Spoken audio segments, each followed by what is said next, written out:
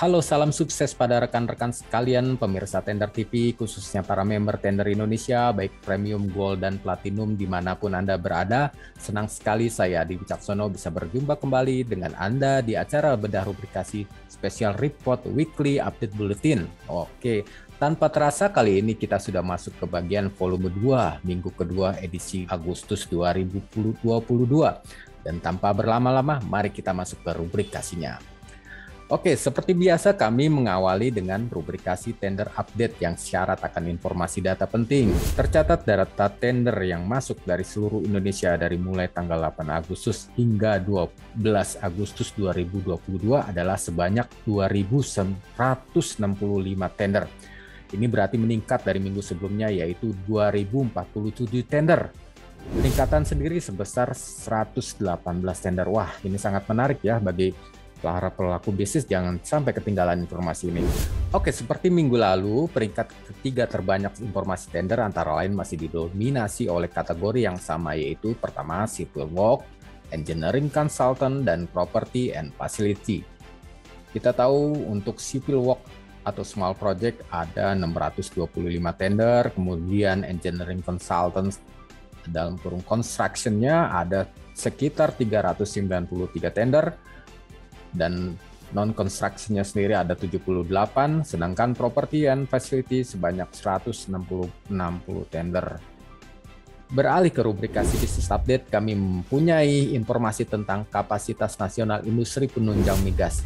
Belum lama ini SKK Migas mengadakan Forum Kapasitas Nasional 2022 di Jakarta. Tujuannya ingin mengoptimasi kapasitas industri produk dan jasa sektor penunjang migas. Tampak dalam rubrikasi ada beberapa foto para pemangku kepentingan.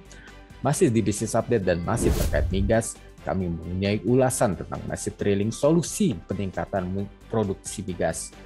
Indonesia membutuhkan banyak armada rig, baik eksplorasi, eksploitasi, maupun workover and well service. Ini mencapai seribuan sumur pada 2023 untuk dapat mengejar peningkatan produksi. Asosiasi Perusahaan Pemboran Migas dan Panas Bumi atau APMI berkonsolidasi dengan Kementerian SDM dan SKK Migas untuk mengatasi segala hambatan yang ada. Tampak dalam gambar adalah rig merah milik anggota APMI yaitu Apexindo. Kemudian ada gambar terkait kunjungan Trim Drilling Pertamina Hulu Rokan PHR ke anggota APMI PT Ginting Jaya Energi. Masih di bisnis update, kami mempunyai ulasan tentang pabrik motor listrik United. Menyongsong transisi energi menuju pemanfaatan masif motor listrik, maka diharapkan menjadi momen pengembangan kapasitas produksi nasional. Salah satunya yang dilakoni oleh PT Terang Dunia Internusa atau TDI selaku manufaktur United Motor. Dalam gambar kita bisa melihat pabrik motor listrik United di Curug Tangerang dan juga pembuatan perangkitan e-motor United. Beralih ke bisnis matching, kami mempunyai informasi tentang peluang pendanaan proyek. Ini juga tentunya sangat penting ya, pendanaan ini. Tender Indonesia bekerja sama dengan Gradana menyediakan peluang pendanaan bagi keperluan bisnis atau proyek maksimal 15 miliar. Adapun pendanaan yang disediakan antara lain Gra Sewa, yaitu fasilitas pendanaan sewa tahunan, kemudian ada Gra Renov, fasilitas pembiayaan renovasi properti, Gra Karya, fasilitas pembiayaan tagihan atau invoicing financing, dan terakhir ada Gra Flexi, fasilitas refinancing menggunakan properti sebagai agunan untuk mendapatkan pembiayaan. Jika Anda berminat bisa menghubungi nomor kontak yang ada dalam lembar rubrikasi ini. Masih di bisnis matching, kami mempunyai informasi terkait kiprah Rusia di sektor teknologi. Rusia memang sedang hangat menjadi pembicaraan ya sekarang ini. Untuk di Rusia, di Indonesia semakin serius bermitra dengan perusahaan Indonesia, diantaranya sektor IT dan energi. Nah, salah satu yang kita tahu adalah pengembangan kilang minyak di Tuban. Dalam ajang pameran Indocomtech 2022, tampak sektor IT Rusia juga cukup maju, baik hardware maupun software. Mereka juga menawarkan peluang kerjasama yang baik bagi pengusaha Indonesia.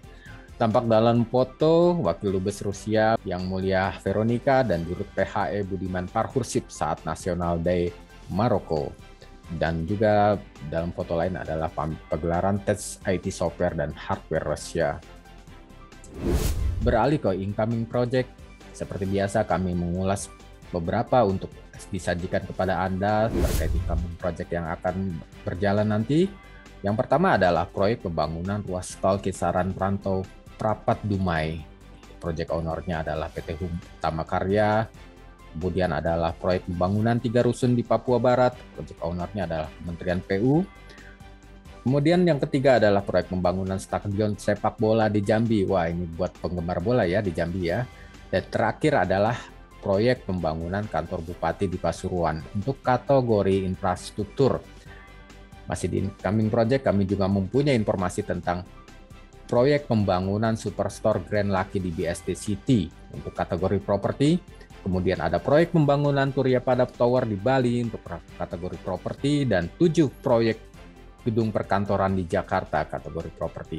Dan terakhir adalah proyek pembangunan SKTT 150 KV di Jembatan Suramadu kategori Electricity and Power Plant. Pada volume 2 ini kami menyajikan terkait informasi akademi.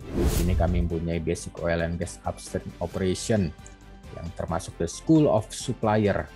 Instrukturnya sendiri adalah Pak Tito Loho selaku CEO Tender Indonesia.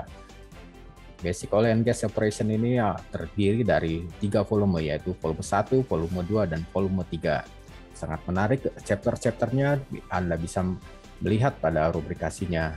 Oke, dan terakhir kami juga mempunyai tentang program Zoom One-on-One. Nah, info data dan networking project khusus bagi para member.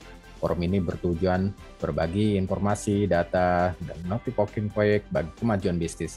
Bagi member yang ingin jadwal Zoom meeting bisa menghubungi 0812 8083 9828. Oke, terakhir kami masih mempunyai video yang sangat menarik karena ini momennya HUT RI ke-77. Maka kami menyajikan video-video terkait indahnya Nusantara Indonesia. Jadi sebelum Anda beranjak, kita saksikan video ini tersebut. Oke, salam sukses dan tetap semangat.